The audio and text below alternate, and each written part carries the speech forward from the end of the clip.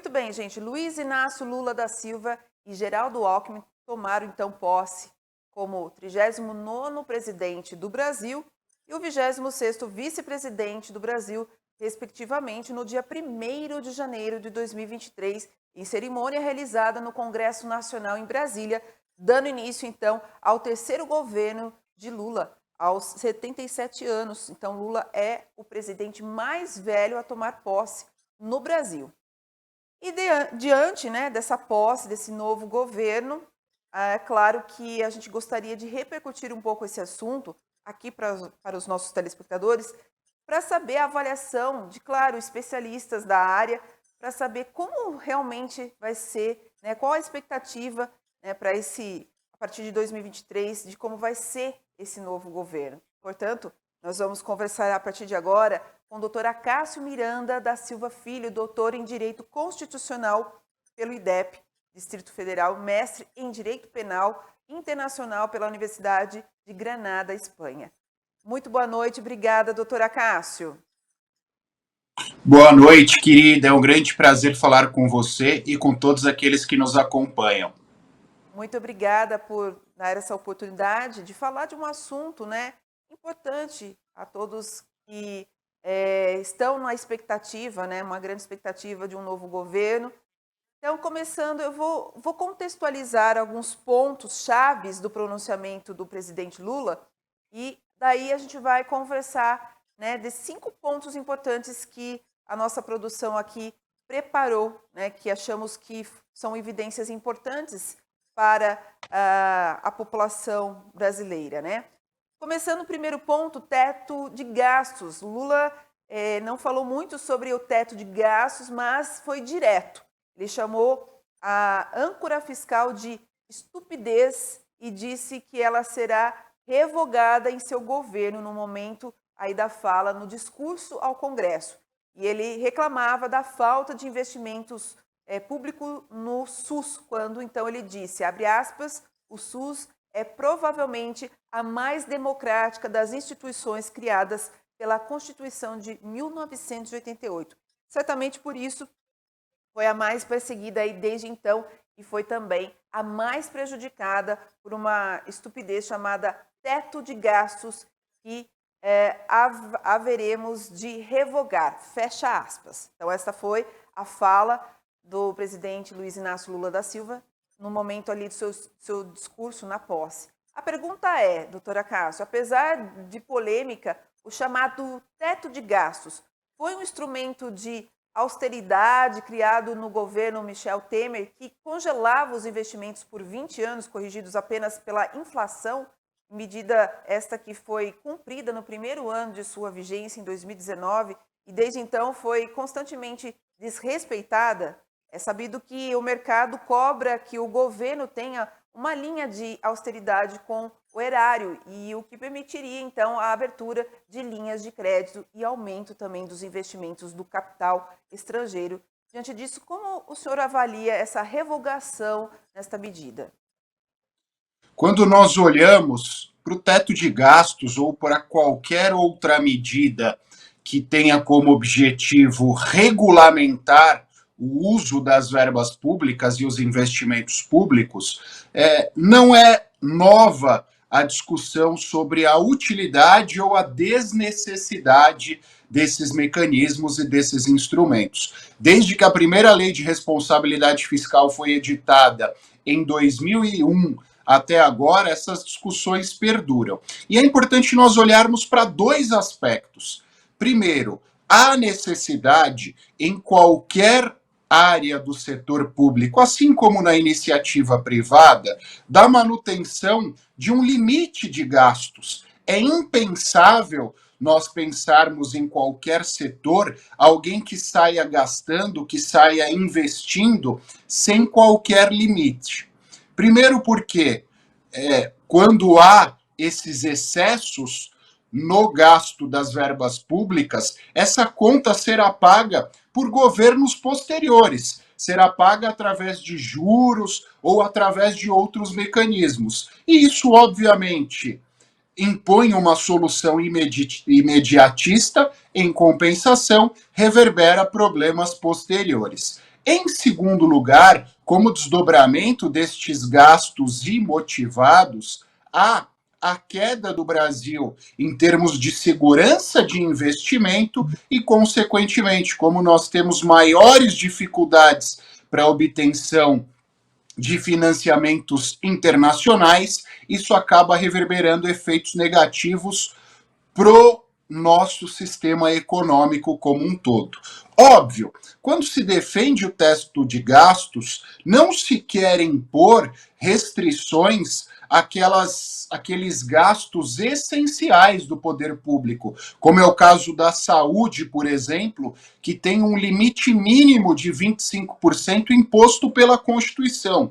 Ou seja, independentemente do orçamento do ente federativo, seja o município, seja o estado, seja a União, ele tem a obrigação de gastar pelo menos essa parcela do orçamento público. Então, as ponderações do novo presidente da República estão no campo da narrativa, ele sabe muito bem das necessidades sociais que nós temos, todos nós sabemos dessas necessidades sociais, mas não é possível a imposição de uma medida imediatista. É necessário que se tome todas essas atitudes de forma planejada, sob pena de nós convivermos novamente com a inflação, sob pena de nós termos uma restrição perante os órgãos financeiros internacionais, e nós sabemos que todas essas restrições reverberam também escassez de recursos internamente, o que também leva à escassez de gastos na mesma saúde, na mesma educação e em todos os outros projetos sociais que nós temos. Muito bem. Agora, um segundo item importante é sobre a reindustrialização. Abre aspas, o Brasil é grande demais para renunciar ao seu potencial produtivo. Não faz sentido importar combustíveis, fertilizantes, plataformas de petróleo, microprocessadores, aeronaves e satélites. Temos capacidade técnica, capital e mercado em grau suficiente para retomar a industrialização e a oferta de serviços em nível competitivo. O Brasil pode e deve figurar na primeira linha da economia global, disse o presidente, fecha aspas.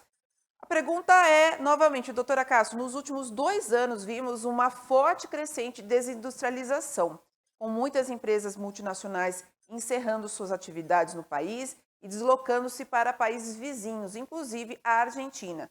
Empresas como Ford, Mercedes-Benz, Honda, Automóveis, que fechou uma de suas 2 plantas fabris, entre outras. Né?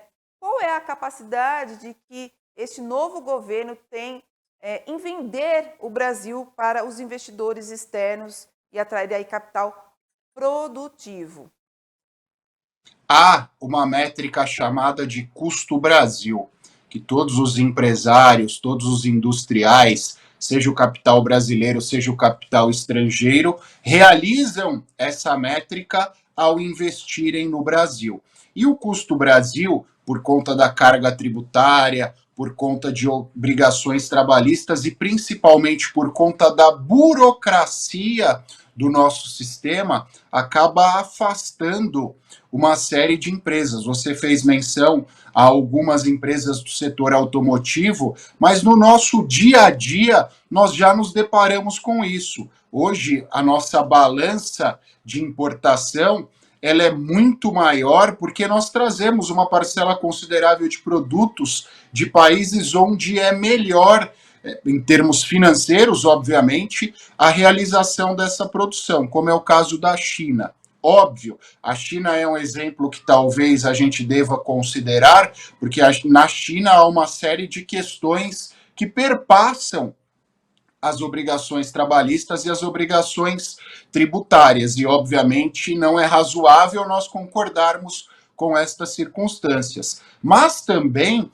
não é razoável nós acharmos que a nossa situação é boa. Então, nada mais razoável que nós pensarmos todo o nosso sistema através de uma reforma tributária, através da manutenção da reforma trabalhista ou ao menos da alteração de parte dos seus paradigmas para que a gente apresente competitividade. O presidente tem toda a razão ao afirmar que nós temos potencial técnico, nós temos potencial estrutural e nós temos um mercado apto a absorver todos esses produtos. Mas é necessário que nós tenhamos dentro dessa equação também competitividade.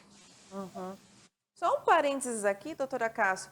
Por isso que muitos empresários agora, os diretores, presidentes de grandes empresas, inclusive dessas multinacionais, estão acuados, eles estão até com medo de investir em novas máquinas, né, ou em contratar novos funcionários, devido a essa mudança de governo. Precisa tentar ali perceber se está tudo estabilizado para depois voltar a investir, a continuar a produção como era em 2022? Exatamente. A produção como era há uma década ou até mais. Porque, verdade seja dita, esse fenômeno de desindustrialização não é um fenômeno recente. É um fenômeno que nós enfrentamos há pelo menos uma década. Mas é óbvio que há um recuo nesses investimentos neste momento em específico, para que todos possam entender quais serão os rumos econômicos e quais serão os paradigmas industriais e comerciais do novo governo, para que a partir daí sejam feitos novos investimentos no Brasil ou em outros países tidos como mais competitivos. Certo, muito bem. Bom, gente, nós estamos aqui conversando com o doutor Acácio, ele que é especialista, nós estamos conversando aqui, batendo um papo, colocando alguns pontos fundamentais, no qual o presidente Luiz Inácio Lula da Silva, no momento da sua posse, na hora que ele fez o seu pronunciamento, o seu discurso, ele colocou alguns pontos importantíssimos e a gente está trazendo alguns desses pontos para que a gente possa refletir e trazer algumas explicações para você em casa, compreender um pouco melhor, né, na linguagem mais tranquila, para que você possa, de fato, pensar como vai ser esse próximo governo. Agora, o outro tema é combate à fome. Lula iniciou a sua fala ao Congresso lembrando que 20 anos atrás, quando tomou posse como presidente pela primeira vez, pretendia então concretizar preceitos constitucionais. Abre aspas, a começar pelo direito à vida digna, sem fome, com acesso ao emprego, saúde e educação. De repetir este compromisso no dia de hoje, que no caso foi no dia da posse, diante do avanço da miséria e do regresso da fome que havíamos superado. É o mais grave sintoma da devastação que se impôs ao país nos anos recentes. Fecha aspas, fala então do presidente Lula.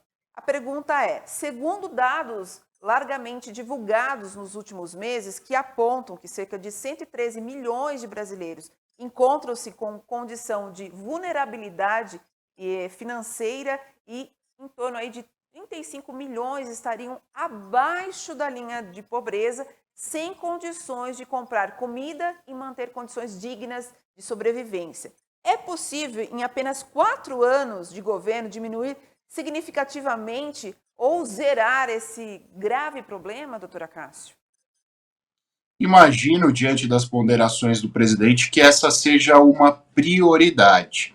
E apesar das dificuldades, através de projetos sociais, é possível sim, pelo menos, que seja estabelecido um mínimo razoável para que essas pessoas tenham acesso através da assistência social, à alimentação e a outros direitos necessários a uma vida minimamente digna.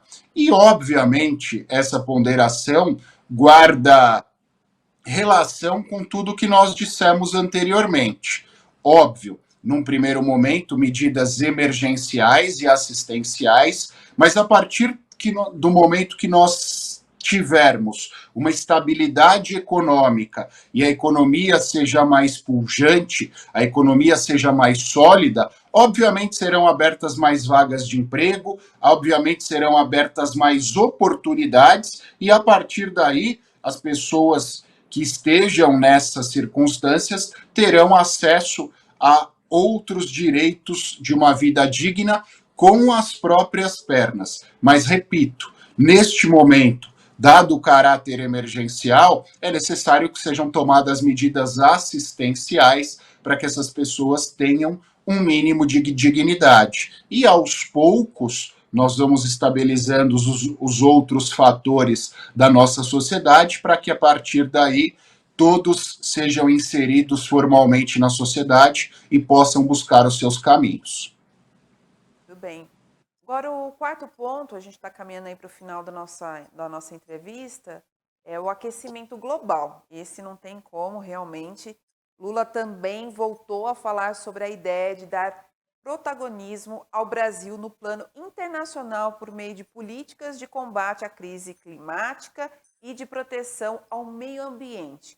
Abre aspas. O mundo espera que o Brasil volte a ser um líder de enfrentamento à crise climática, um exemplo de país social e ambientalmente responsável, capaz de promover o crescimento econômico com distribuição de renda, combater a fome e pobreza, novamente, ele cita neste momento, dentro do processo democrático. Fecha aspas, disse o presidente. Bom, a nossa pergunta é referente ao Brasil. Nos últimos 4 anos, foi visto como um detrator dos acordos internacionais para, então, frear o desmatamento e combater o aquecimento global, tendo, inclusive, incentivado a ocupação de terras florestais pelos garimpeiros e madeireiros, né? E conforme foi largamente noticiado, a presença aí do atual presidente na COP27 do Egito foi celebrada aí pelos países europeus, sobretudo sinalizado aí o regresso do país à agenda climática. Qual é a sua visão a respeito deste fator, doutora Cássio? Eu acho que são 2 fatores a partir da sua ponderação. Primeiro, em termos de representatividade internacional, de fato, nos últimos 4 anos, o Brasil perdeu relevância, uma relevância que nós demoramos décadas para conquistá-la. Em segundo lugar, no que diz respeito aos aspectos climáticos, nós, pelo simples fato de sermos o território onde está localizado o pulmão do mundo, que é a floresta amazônica, temos essa obrigação e temos esse protagonismo na manutenção do meio ambiente e na criação de soluções modernas e adequadas para o desenvolvimento social e a manutenção deste meio ambiente. Inclusive, algum tempo atrás foi discutida uma questão relacionada aos royalties ambientais, onde países como o Brasil, que tem a floresta amazônica e tem boa parte do seu território verde, receberia verbas internacionais de outros países por conta dessa manutenção. E a partir daí esse dinheiro seria investido em aspectos sociais das pessoas que vivem na Amazônia, aspectos sociais relacionados à preservação daquela floresta e assim sucessivamente. E eu acho que nós só alcançaremos a via correta para a manutenção desse tipo de diálogo e para a construção desse tipo de coisa através de um protagonismo internacional. Então vejo como acertadas essas últimas medidas, mas, repito, é importante que os outros países reconheçam a nossa relevância nesse tema e nós sejamos contemplados em virtude do fato de termos preservado até aqui as nossas parcela considerável das nossas florestas. Sem dúvida. Bom, o quinto ponto, aqui falando do papel do Estado na economia. Lula também procurou deixar claro que durante a sua administração é o Estado quem vai induzir o investimento para retomar o crescimento econômico. Abre aspas, os bancos públicos, especialmente o BNDES, E as empresas indutoras do crescimento e inovação, como a Petrobras, terão papel fundamental neste novo ciclo. Enfatizou, então, no seu pronunciamento lá, disse o Lula. A pergunta referente a esse ponto: isso pode significar o uso do Banco Nacional de Desenvolvimento Econômico e Social como o principal fornecedor de crédito para o financiamento de empresas, como o que aconteceu na fase conhecida por campeões nacionais, em que se descobriu aí um grande canal para a corrupção e também o emprego de recursos públicos em gigantes do mercado, que têm condições de se autofinanciar, como se vê aí neste ponto o discurso. Como o senhor avalia? O BNDES é um banco de fomento econômico. E esse fomento econômico deve se dar de forma estratégica. O BNDES não pode sair financiando de forma irrestrita e ilimitada qualquer atividade. É necessário que o poder público estabeleça quais são as suas prioridades e, a partir daí, a atuação do BNDES no sentido de fomentar estas prioridades. A título de exemplo, o agronegócio, que hoje no Brasil é bastante forte, e os grandes produtores têm capacidade de se mover pelas próprias pernas, diferentemente do que acontece com os pequenos produtores, onde um incentivo seria de muito bom tom e ajudaria na expansão destes pequenos produtores rurais. Nesta mesma conversa, nós falamos, por exemplo, sobre a industrialização. Talvez o BNDES poderia ter como prioridade e como planejamento o fomento de pequenos produtores, de pequenas indústrias, para que a nossa atividade industrial fosse retomada dos pequenos para os grandes. E se nós tivermos 10 empresas pequenas ou uma única empresa grande, no final das contas, a balança comercial e a quantidade de empregos criados é mais ou menos o mesmo. E o incentivo comercial e financeiro, direto e indireto, é equivalente. Então, repito, é necessário que seja estabelecida uma estratégia, é necessário que sejam estabelecidos critérios, sob pena de nós fomentarmos, como já aconteceu na nossa história, empresas grandes, consolidadas, que usaram o capital do BNDES e principalmente os juros do BNDES, que são bastante atrativos em termos financeiros para sua própria expansão, sem que os ganhos convertidos ao Brasil e à economia brasileira fossem efetivamente comprovados. Então, repito, há necessidade de estratégia e de critérios objetivos. A partir daí, creio que a função do BNDES seja, sim, essencial para o fomento da nossa economia. Muito bem.